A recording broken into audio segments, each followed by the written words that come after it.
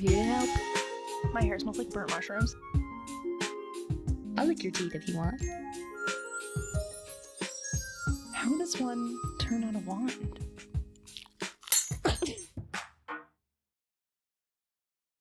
Welcome! I'm Kat, I'm Hunter. and we are Your Fairy Gaymothers Sorta. Episode 12, I think. If you're watching this, you'll see, but audio listeners will fill you in too. We've changed our set around Yeah, a little bit. It's a bit of a work in progress. it still. is, I would say, probably approximately 10 feet away from the previous set. Certainly is in the same general vicinity. Like, we can see our old set from this current position. I don't know at all, but I'm going to say, like, we were south facing and now we're north facing. Like, that's pretty much. We've turned around. We've turned around. And hopefully we've also turned a corner. Today's episode is Know Thy Hobbies. It is indeed. And we'll get into more of that a little bit later, but we're going to be talking about our hobbies, Gen Z hobbies, what you should be doing. What you should hobby doing. Duh. But before we start, we always like to explain what a fairy gay mother is. So, Kat, take it away. Okay, it's me again. It's never gonna be me. It's always me. At some point, we're just gonna start taking one of my best explanations and just editing that into every episode. I honestly thought that's what we were gonna do, like episode 3. But then you came up with a new explanation each time, and I was like, Sometimes, the vibe is different. Maybe the definition will change a little bit. yeah. A fairy gay mother is someone, sometimes something, that is improving the world via their existence. They've taken the appropriate course of action, they've learned what they needed to learn, and in their existence and their mission in life, whether that be to make art, to do science, to do other research, maybe even math. But we like to focus a little bit more on arts just because of simply our knowledge base. But if you have any fairy gay mothers who are like math based, please let us know. We'd like to learn more. You know what? If y'all want to talk about John Nash, I'm here for it. Oh, we can And talk he about was queer, Yeah. Oh my gosh. allegedly. Okay. John Nash episode incoming later. Stay tuned. In advance, please watch A Beautiful Mind, starring Jennifer Connelly and Russell Crowe. Yes, there will be a quiz. So, in essence, that kind of really, in a long-winded way, summed up what it is that we're trying to do. We're trying to take the necessary steps. We've invented our own curriculum to try and become our best selves and make the world a better place by being whatever that is. And this might be one of those times in which we take a previous explanation from that. Anyways, with that explanation in mind, we like to English. With that explanation in mind, each week we like to highlight a fairy gay mother, someone we feel is really achieving whatever it is that Kat just explained, and someone, that we hope to emulate one day. So who's our fairy gay mother this week, Kat? This week, in honor of the Oscars coming up, I have been watching a lot of films over the last little while. And someone who I don't know will get the recognition that they deserve at the Oscars, for once, a white man, but really a little white boy. Okay, I was like, recognition that he deserves. His name is Jacoby Jupe. He starred in Hamnet alongside Jessie Buckley, Paul Mescal, rest of the incredible cast of that movie. He is 12 years old, 13 years old, and holy moly, Jacoby Jupe's performance as Hamnet, the titular role, blew my absolute socks off. And there have been phenomenal child actor performances, even some that have received Oscar nominations, like Was it Anna Paquin, one of the youngest actresses to win an Oscar? Yep, Anna Paquin. Jacob Tremblay, I think, was nominated. Oh, yeah. There was Quivanjane Wallace, I think, who was nominated a few years ago. But Jacoby Jupe as Hamnet was something I have never seen before. Really? That depth of character, an insanely multifaceted character. So not only as an actor do you have to understand who you're playing, but you also have to understand the character's role and the character's weight in the story. And the story is literally all about Hamnet's existence, right? Pretty much. And he carries that role with grace, humility. The way his eyes look, people have to train for years to get their eyes to look that way, and he just did it. He just had everything that we didn't have when we were 12. Yeah, we're about to be seeing him in absolutely everything. He's set to star in the new Exorcist with no way. Scarlett Johansson and a bunch of other people. And so because of the Oscar buzz around Hamnet, he'll be in absolutely everything. Yeah, just know that he's got phenomenal talent to back that up. He did not just fall into those roles and rise survived the wave of popularity. So I wish absolutely nothing but the absolute best for him. I hope Hollywood doesn't scar him as it does with a lot of children. But he's an example of, I think, a fairy gay mother who just puts an incredible work of art into the world that changes the way that people relate to a story and see a piece of artwork specifically surrounding grief that I think resonates with a lot of people and I think will change a lot of people's perceptions. So wanted to highlight you, Jacoby. You are doing incredible things. Quick disclaimer, we are not assuming your sexuality. No, Again, not at all. Again, you don't have to be queer to be a very gay mother. No, I do think he will be, but... And we're leaving that in. So for the first time, it's Kat who's getting canceled and not me. Call an ambulance, but not for me. I'll leave it in. You know what? I've always heard that Shakespeare was gay. Have you? No.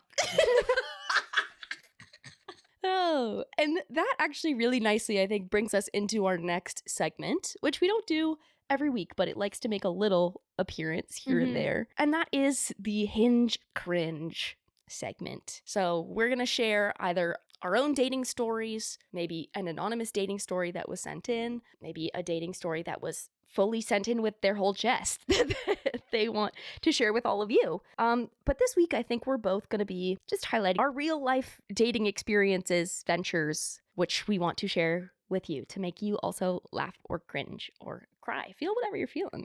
Whatever you're feeling. What is going on with you today?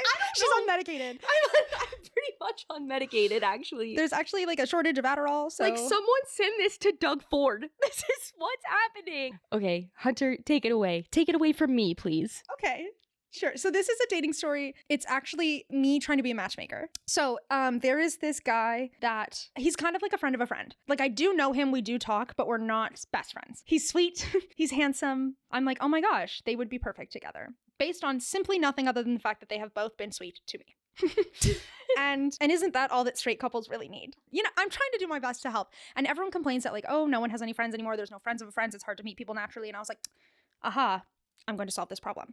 So anyways, I'm planning this whole thing out with my mom. I'm like, oh my gosh, okay, so I'll text him back and then maybe I'll plan like some sort of like group situation so like they can meet and maybe like I'll encourage like, oh, you should talk to this person. You should like ask for their number, but then like stay out of it. Like I've done the matchmaking and then I can get out. So I've planned this whole thing in my head and I'm like, I know what dinner I'm going to invite them to or like what event. I have it all. So I was like, wait, before I get into this, I send a screenshot of this man to my friend being like, do you think he's cute?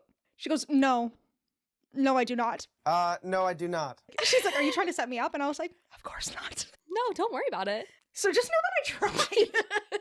But sometimes I know I've heard from my straight friends, you don't always think a guy's cute at first. Attraction can grow. So was like that the end of that? It's just like, oh, have a great night.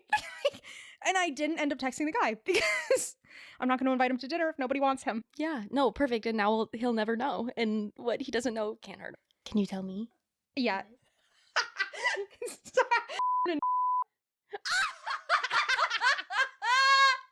Sorry.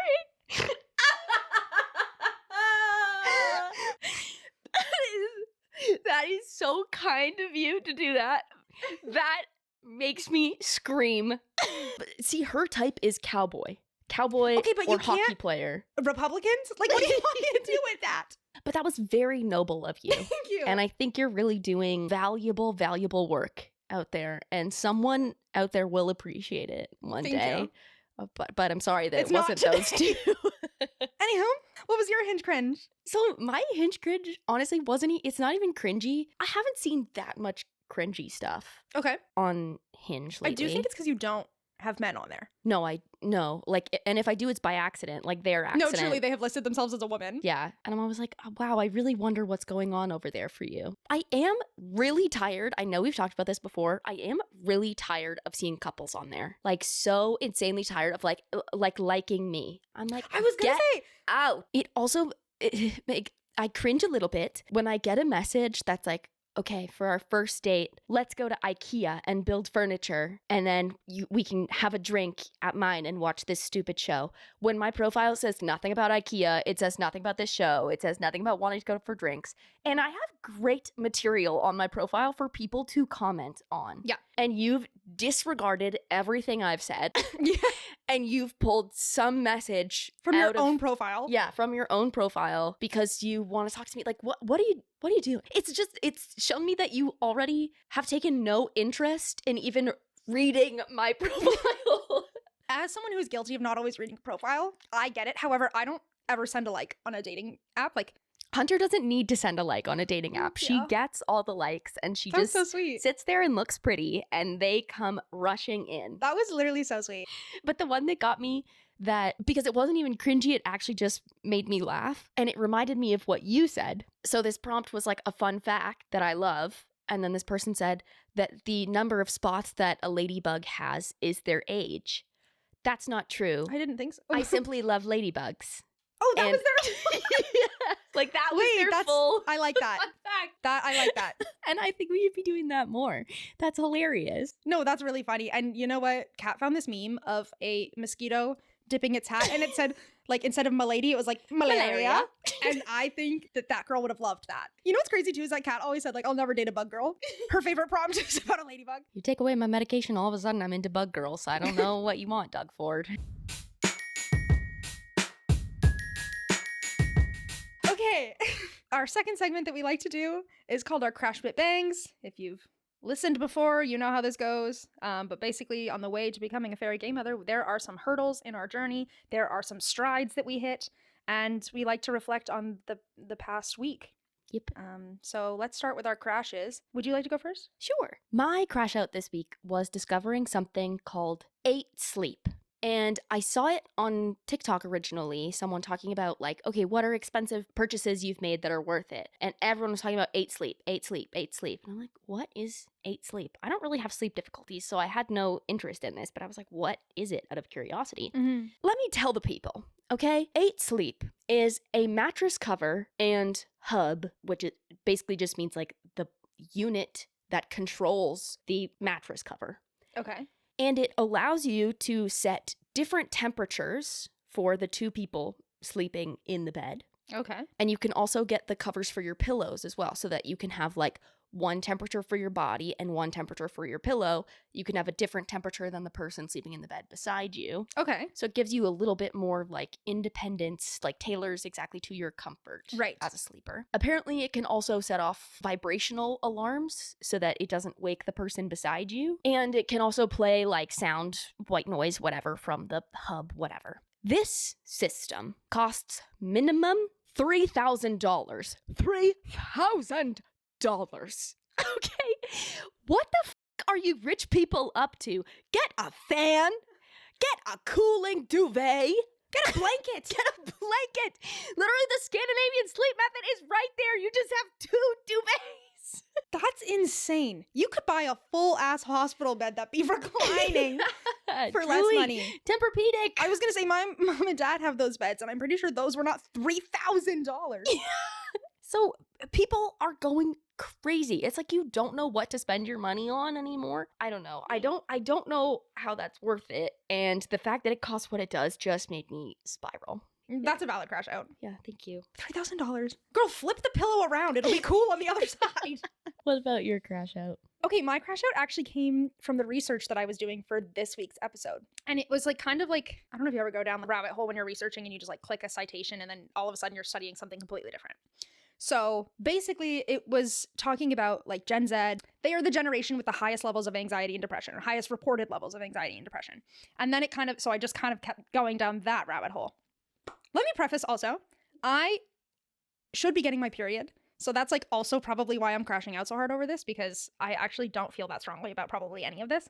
And 2, that's probably why I'm angry. I don't really get angry, I don't think. As a person, like I get sad, don't get me wrong, but that's my default emotion when something goes wrong. Like I'm not an angry person. So all of this is like inflated.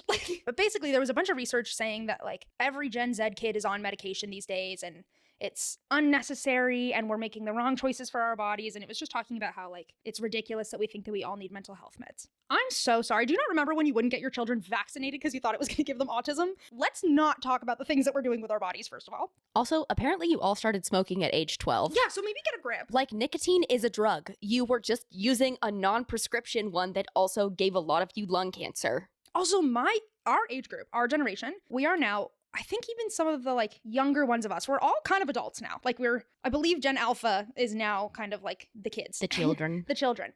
And one, you're not providing it, you're not paying for it. It's none of your fucking business what I do with my body. And I have had control of my own medical decisions since I was 16 years old. So it's actually only my business from 16 years old onwards into what I do with my body. And who set that system up? And who set that system up?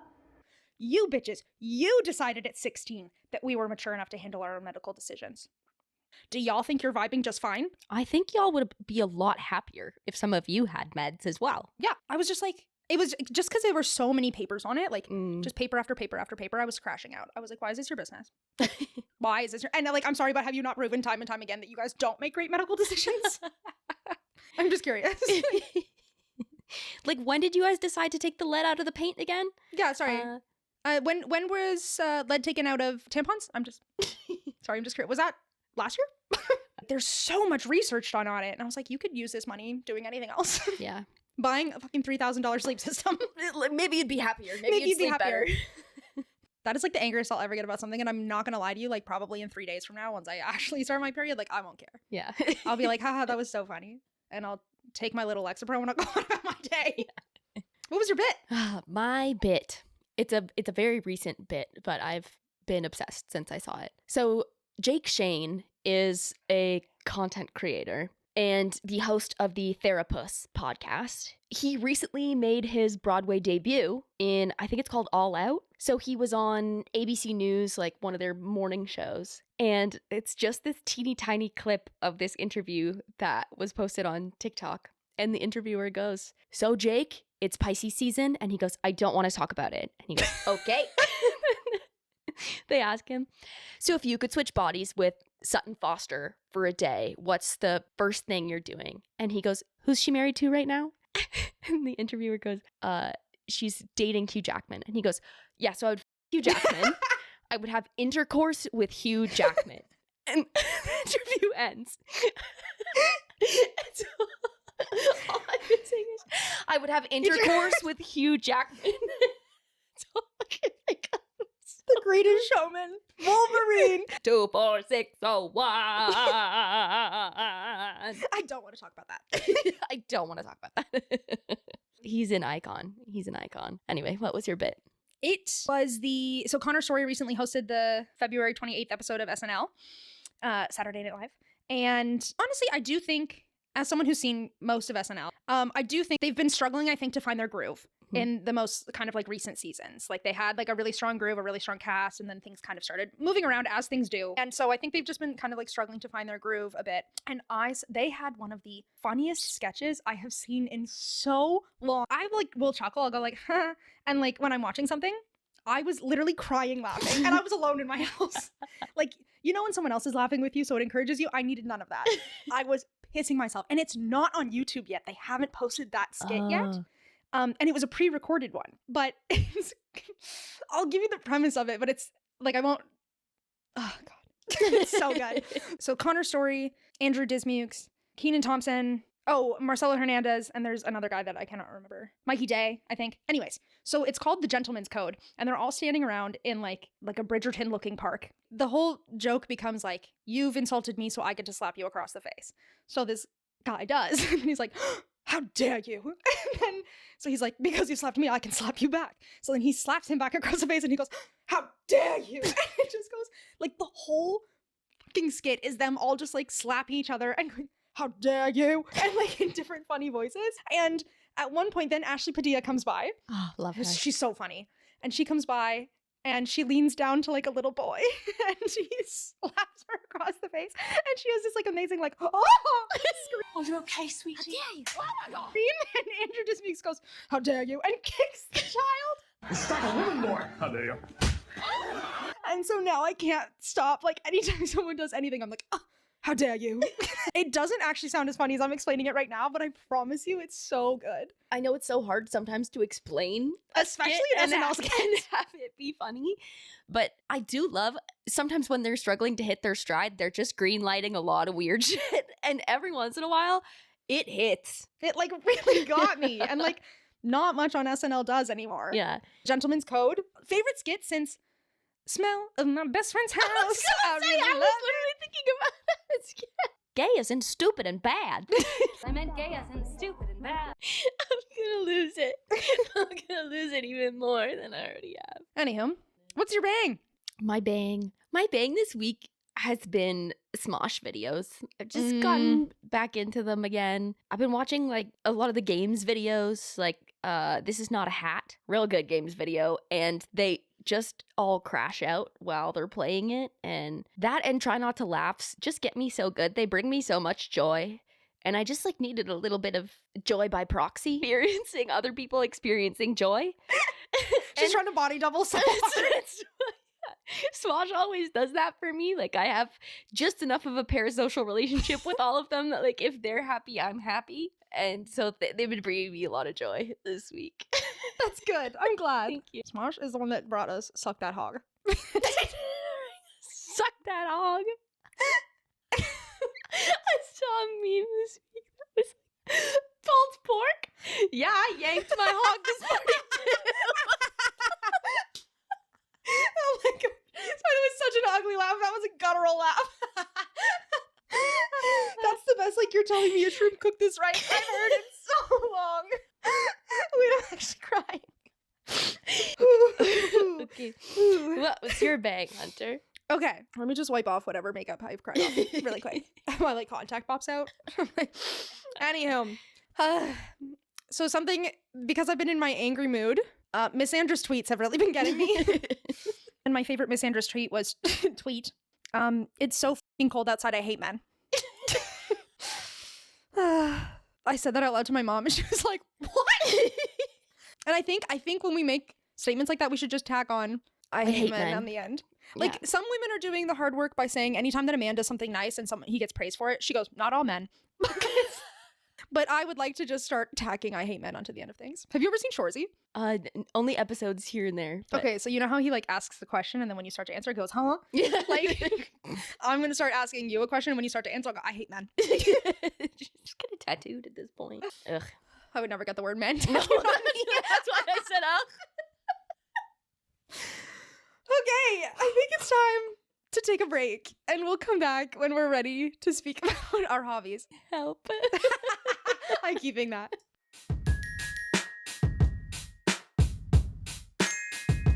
All right, welcome back. Hey. We've gotten a grip, I think so. sort of, and we're ready to continue into the lesson, which is Know Thy Hobbies. Okay, so I wanted to start off by asking you, what are some of your favorite hobbies? What do you do in your mid-20s as a hobby? I actually have lots of hobbies when I think about it. Sometimes, you're asked like, oh, what are your hobbies? What do you do for fun? And your mind goes blank.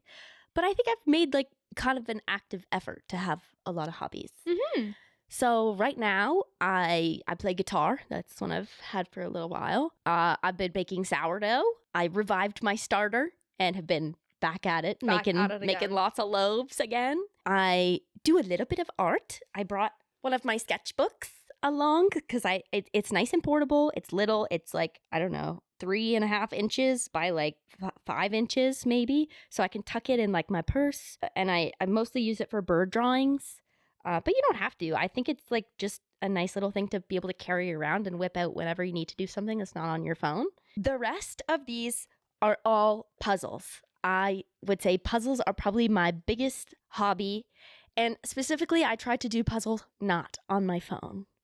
So I love cryptic crosswords. I've got 2 cryptic crossword books. Perhaps explain what a cryptic crossword is for those who aren't. So it's like puzzlers. It's like a regular crossword in the sense that it's blank squares and you've got to fill them in with words. But the clues are a little bit more twisted and you've got to almost solve the puzzle of the clue before you can fill in what the letter is. So I'll read you one. This clue, for example, is enemies surrounding wrong hospital and most of old battlefield locations. That doesn't really make sense when you read it, and it's 8 letters, it's all one word. But knowing how a cryptic crossword works, I know that lots of those are like indicator words or clues that like mean other words. So for example, enemies, that could be something like foes. And then surrounding means that the word that means enemies is probably around the next part of the clue.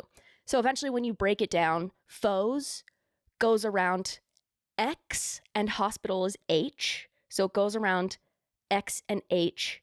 And then most of old is OL. So the answer to the clue ends up being foxholes. So the actual definition was battlefield locations. That's foxholes.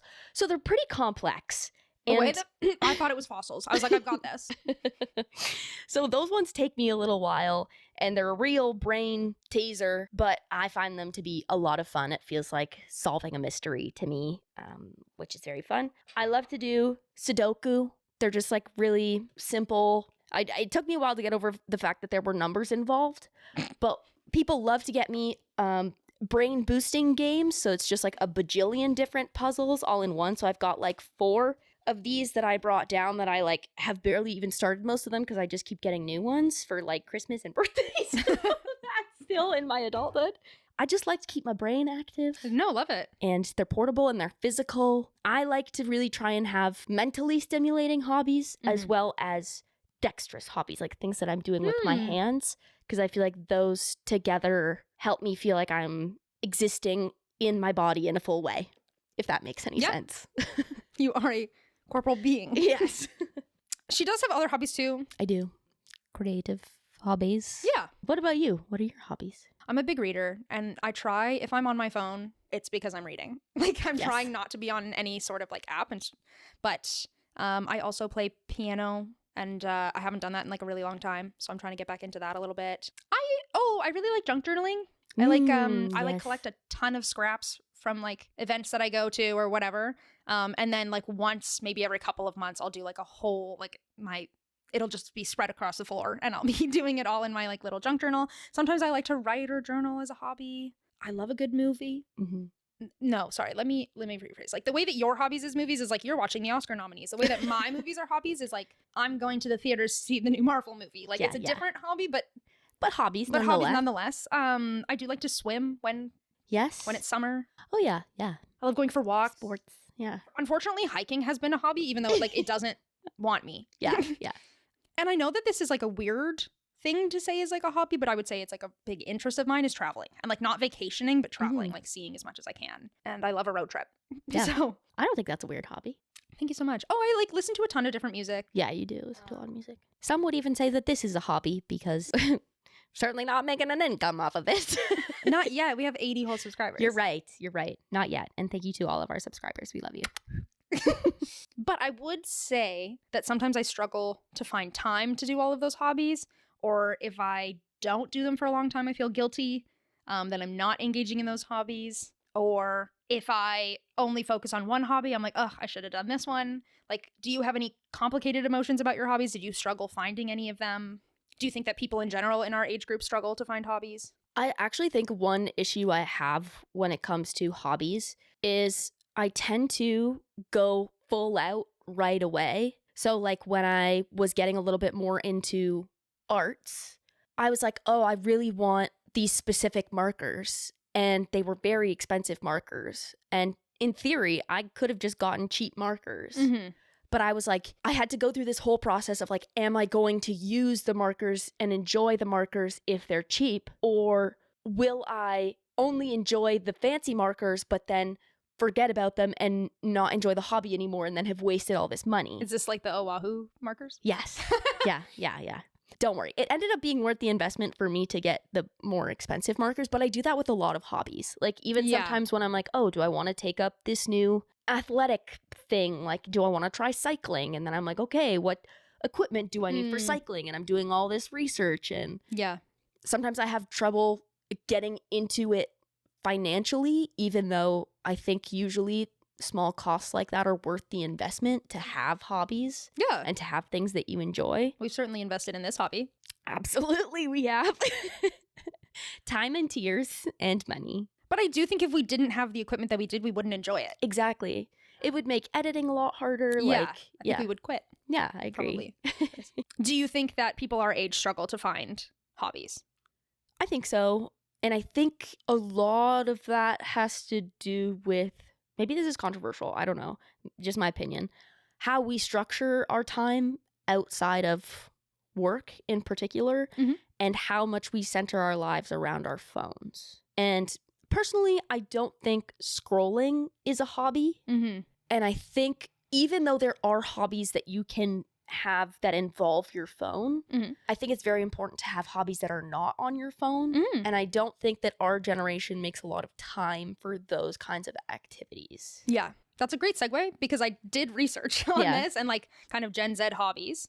And research kind of showed that there was two main determining factors in what encourages our hobbies. And the first one was social media. Also keep in mind, like we'll link the articles below. I didn't read all of them that showed up on the library website. So I'm sure there are more determining factors. This is just the ones that I looked into.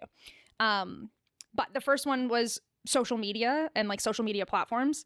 And because one, the algorithm is so addicting, so it does like take over your actual time.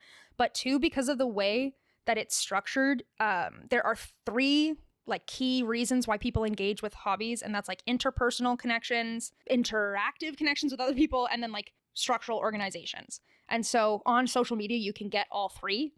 And so it kind of keeps people coming back. And they did a test with like a certain amount of Gen Zers, and only 1.1% said that they didn't consider their phone a hobby and like didn't use it as a hobby or their social media. And then the other big reason was money. So Gen Z can't like afford to engage in hobbies anymore because of kind of like what you were talking about, like, okay, I need to invest in these markers or whatever. Like hobbies are expensive. Like even the junk journaling that I was saying, like in theory, I'm literally collecting garbage. But if I want like the fun stickers and the tape and I need the notebook to do it in, there are so many different mass produced gadgets and items that correlate with each hobby that most people say that scrolling is free. And at least they can do that. And it's like super accessible because it's with you at all times. The research was kind of saying that because of how difficult it is to get money or to make money, people in our age group often feel that if they have a hobby that they enjoy doing, they have to turn it into a side hustle. And that ruins the hobby. Yeah. And that's kind of funny because I always said growing up, like I was like, no, like because my sister would be like, you should be a writer. Like, because I always was writing stories growing up and things like that. And I was like, no, I will never, ever turn that hobby into like a career or whatever. And I do think that there are layers to that. I think many people have turned their hobbies into careers. And I think depending on the way that the job market is structured, you may or may not be able to do that. But I could absolutely understand if I was being forced to do my hobby, whether it be my income or I have clients or whatever, like deadlines, I do think it would kind of ruin it a little. What are your thoughts on all that? I think that's specifically that last part. I think it plays a little bit more into passions than like hobbies specifically. Like I think there are people who can do jobs that are just jobs, and then that allows them to have time for their hobbies and the things that they enjoy. And I think that there are people who need to pursue their passions in order to find meaning in their work. Right. And like, I know I'm one of those people who like, I can't just like do a job and then use that income from that job to fund my passions and my hobbies. Like I have to have value and passion in my actual work. Yeah. And I think that's where the whole hobbies versus jobs debate gets a little bit more complicated, because I think it really depends on your personality and what you value out of like quote unquote work. Yeah.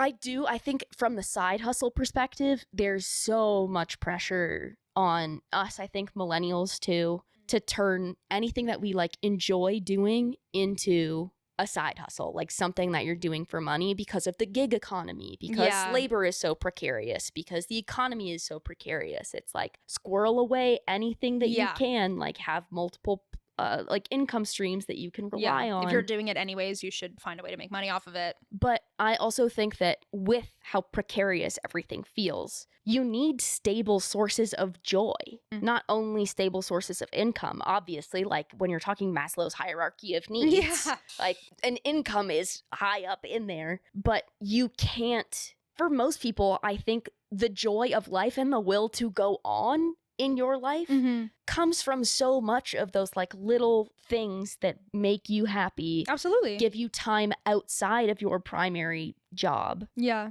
And help to connect you with people. Yeah. And, you know, I saw a TikTok about someone saying, I think people are really being held back by the financial concerns.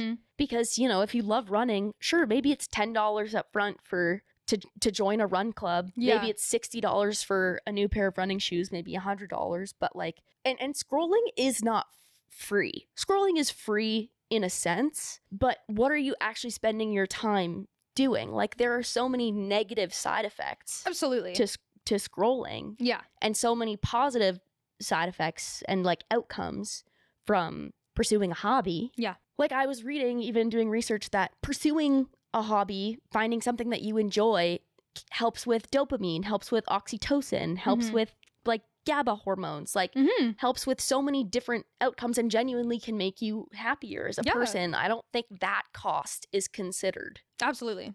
There was some conflicting research, because it seems like some research is saying that our generation, it has the biggest emphasis on like a work-life balance, and we feel like we haven't been getting that. And so we're feeling unfulfilled in our jobs, the kind of way that you were saying, like if you're not able to find meaning or put some passion behind your work, like lots of people feel unfulfilled. And then on the other hand, we're also then spending so much time on social media that it's like, okay, well, you want work-life balance, but then the time that you do have for hobbies, like we're not participating in that. But then there are those like competing factors of the cost of it, the time. Some people like simply don't have the time. I know, depending, like the jobs that we used to be at, we simply didn't have the time for hobbies.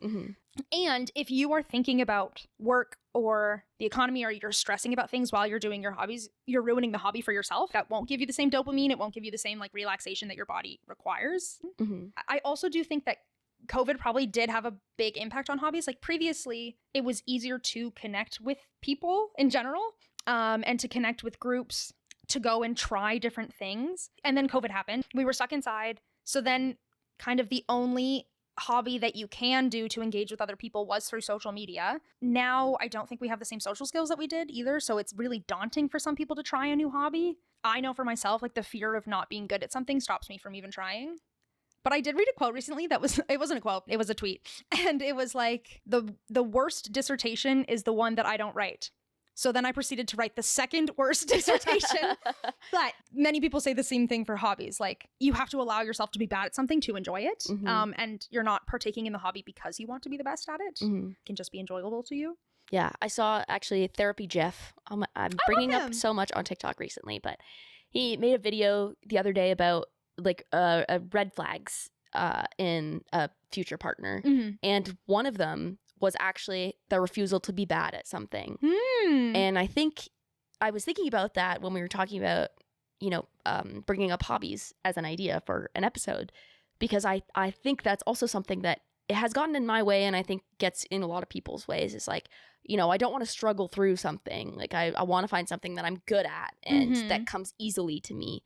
But I think that there's like so much to learn in being bad at something. Yeah. And so much. Oh, absolutely. So much to gain from being bad at something. Yeah. And like doing really shitty things. Like I sure, it gives you an opportunity for growth, but it also gives you the opportunity to like not have to worry about anyone pressuring you to turn it into a side hustle. Precisely. Like you literally have to do it just for yourself. Also, it requires vulnerability. Yeah. If you do want to share it with someone, if you do want to like, you know, if you crochet and you want to go to like a crochet circle and you're bad at crocheting, so what? Go to the crochet circle and be bad at crocheting, and the other people are going to see it. And oh well, like clearly you're going because either you want to get better, or you want the community, or you're like, just having fun. Or you're just having fun. Yeah. I know it's like super hard to push yourself to do those things, and it can be so daunting, especially when you're joining a group where it seems like people are established. But I do think that just let yourself be bad at something. It's not embarrassing to be bad at something that you've never tried. I honestly think being bad at something is the fun of it sometimes. Obviously, you can just enjoy something and stay bad. But also, if you're the type of person who likes to master something and you like to, like, I feel like you're kind of like that. You like to get good at things, or like to understand something fully. There should be lots of joy in doing something poorly and then being like, look how much room I have to, like, how much there is to learn, how much room there is to grow. Yeah. And sometimes, you know what, you get to that like moderate level and you're like, I think maybe I've gotten as much as I'm going to out of this hobby. I don't think there's anything wrong with moving on from a hobby either. I do think maybe a good little interjection here is, obviously I have ADHD and we tend to get hyperfixated on things. So hence the spending a lot of money right away on a hobby. Exactly. Well, that's kind of a boundary I've put in place for myself also, is like, I won't just let myself buy all the things that I want to pursue this hobby. Right. Because I have done that and I have gotten bored of it. And then I have just had all this stuff laying around that I don't use. Yeah. So it's not only like, I need to do the research. I need to put the hobby into tiers. That's kind of been my solution. TIERS. Yeah. Sorry, I was like, why are we trying? Tiers. Yeah, got it. Where, okay, if this is the most expensive, best equipment, I'm putting that in the very top tier. Yeah.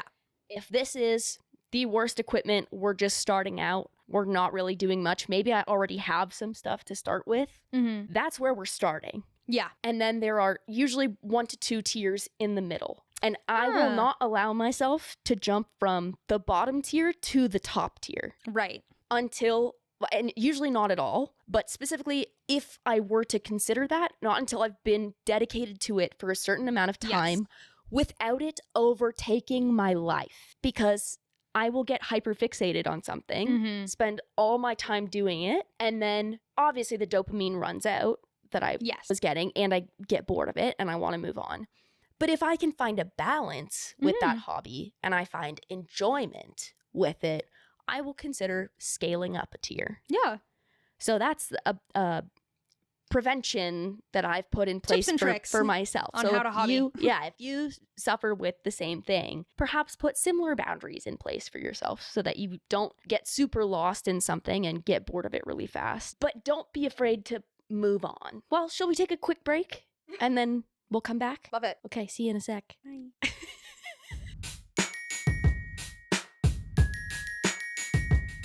Maybe I'll go with this point because it kind of like wraps up the conversation we were just having. Welcome back.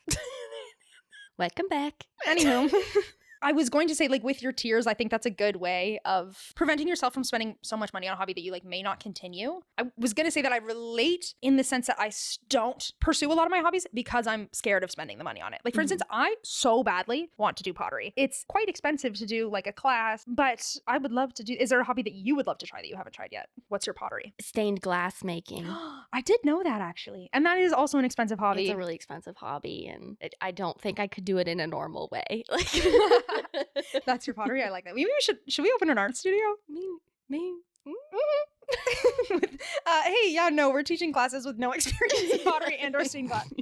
Come take our classes. Come take our classes. Okay, and then the other point of research, but also more where I had my own thoughts on kind of hobbies in general, is that I think that a lot of people our age are having trouble finding hobbies because we're so afraid to be alone. I know many people, and I've been talking to some of our friends and they kind of feel the same way, or know people who are like this, need to be surrounded by people all the time. And if they're not, then they're like scrolling on their phone, which kind of bleeds into that other point we were talking about, but will constantly need people to be around. And don't get me wrong, I love a social hour. It can be so fun to have people around. And I understand that depending on your phase of your life, like if you're in your university and you've got your roommates, like you are surrounded by people all the time. But some of the people we were talking about won't go watch a movie by themselves. So then they'll try to like recruit people to go. I think like we bitches need to get better at being alone. It should be a treat to be able to spend time by yourself. Yeah. And I think hobbies really help that. When the house is empty, it's like the best time I've ever had in my life.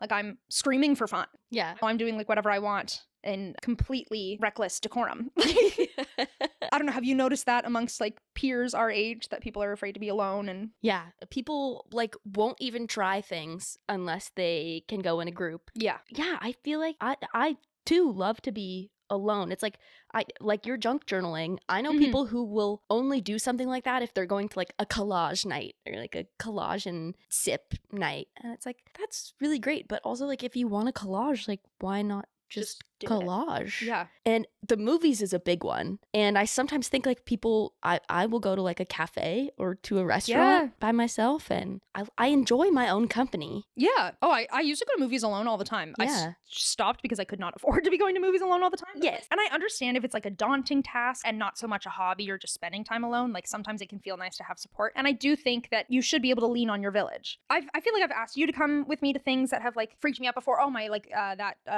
occupational therapy appointment I had, I like asked her to come and it was like such a relief. However, if you weren't available, like I still could have done it alone. Yeah. And I think it's okay to want to share hobbies with people. Like I'm sure, you know what, like if you decided to do a stained glass making class, like I'm sure I could rally and be like, yeah, let's try it if you wanted to do it with people. But I think that we don't really even have the ability to do it alone anymore. No, yeah. And I think you should enjoy your own company. And maybe if you're filling your life with more hobbies and more time with yourself, like you'll be more fulfilled without needing people around at all times. Yeah. You should be okay to be alone with your own thoughts. Yeah.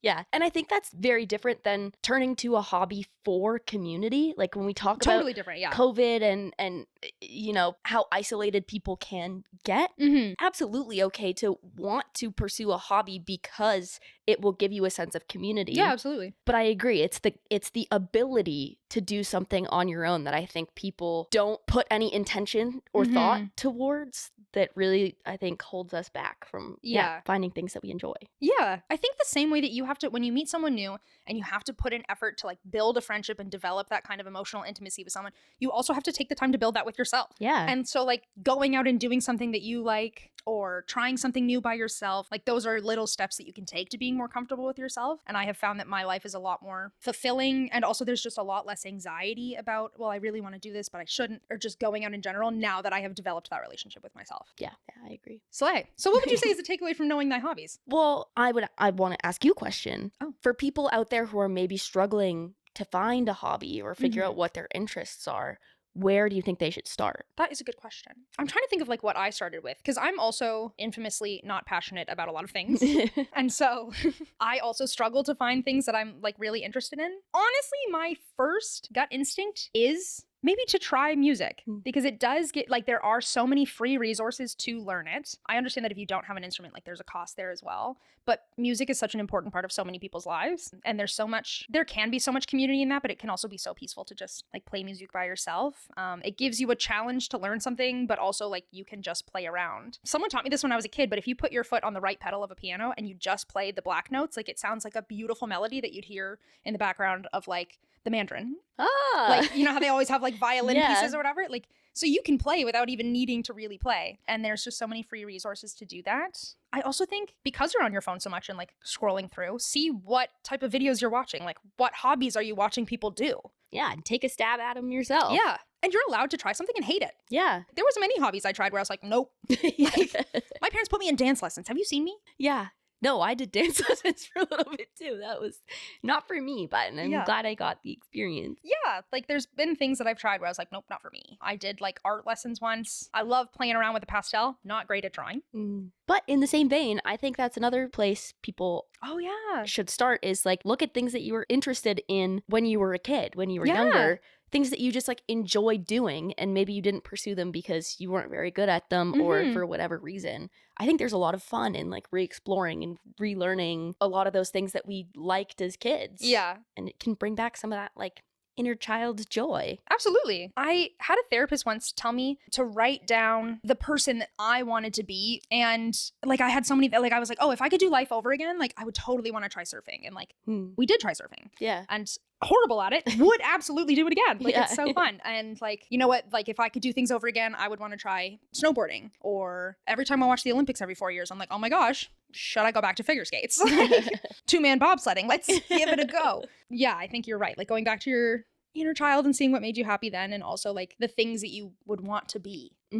So what would you say is the overall takeaway from Know Thy Hobbies? And like, what did we learn as Fairy Gaymothers? I think it's okay to have a hobby that involves your phone, but you've got to have a hobby that meets your needs as a corporeal being. So if you're looking for community, you know, pursue a hobby that gives you that community. If you're looking for time with yourself, pursue something that like will give you that alone time, and you dedicate time to something that just brings you joy. And I think something that challenges you in a way is important, whether that means that you're bad at it and it's challenging to be vulnerable, whether it's a puzzle and it really works parts of your brain, something that challenges you to be creative when you don't get to do that a lot in your regular job. Yeah. And I think most importantly, something that brings you joy that you don't get to experience in your work. Yes. And it feels like it rounds out your life. Yeah. I think that's a great way of putting it. Yeah.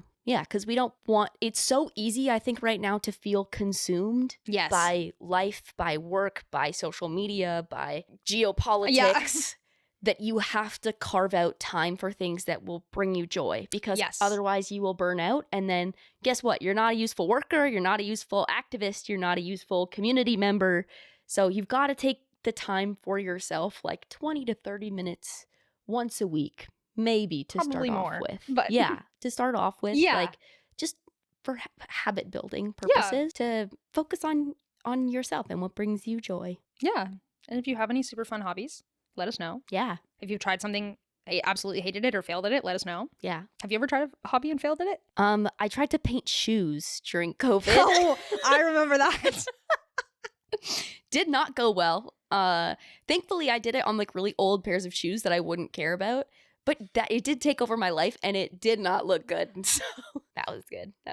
How about yourself? I actually did go snowboarding once as a kid, Oh. and I have never eaten shit so many times in a consecutive period. Like, I almost broke my fucking neck. It was incredibly fun. I'm not one to consider consequences, so Yeah. as we have established. So I would do it again, Yeah. but I was really bad at it. Yeah. Yeah. Tennis, I'm not great at. I'm not great at tennis either, actually. I'm really bad at archery. I tried. She won't be the Mockingjay. Not me. Not me. Acting. We went to theater school. Alrighty, well, I feel like that's it. Like Hunter said, let us know the hobbies you've tried and failed at, or the hobbies that you're really loving right now. Or if there are any hobbies you want us to try and record. And record. Yeah. Pick something you think we'd be really bad at, Yeah. and we'll prove you correct. Yes. Absolutely. We are here to fail for you. Yes. So send in what you want us to do. Leave a comment, send us an email. So until then, Alrighty. bippity boppity bye. Crossing swords. Isn't that called docking? No.